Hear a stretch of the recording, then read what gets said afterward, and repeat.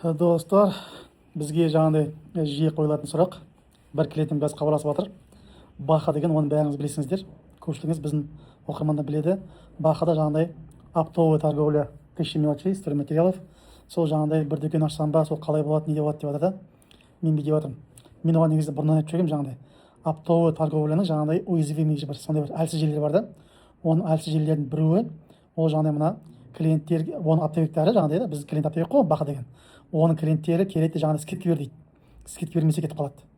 Сосын скидканы сұрап алады да қарызға бер дейді. Қарызға бермесе алмай қояды. Скидка беріп, қарызға беріп, кейін енді қарызыңды қайта дейтін десе, біздің Баха өзінің клиенттеріне олар тағы алмай қояды. Сөйтіп жаңағыдай Баха айтып жатырмын. Мен сізге бұрын айтып жүрмін ғой, жаңағыдай мына розничный дүкен ашыңыз деп. Сөйтіп қазір мына Бахаға жаңағыдай розничный бір дүкен қазір ашайын деп жатырмыз.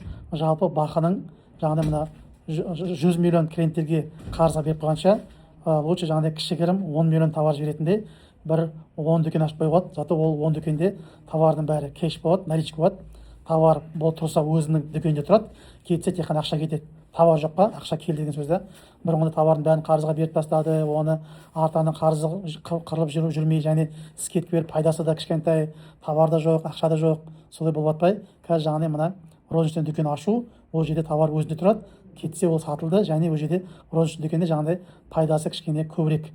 Оптовый продажа жағында пайдасы көбірек. Сондықтан жаңағыдай осындай модель бизнесі біздің Бахаға ұсынып жатырмыз.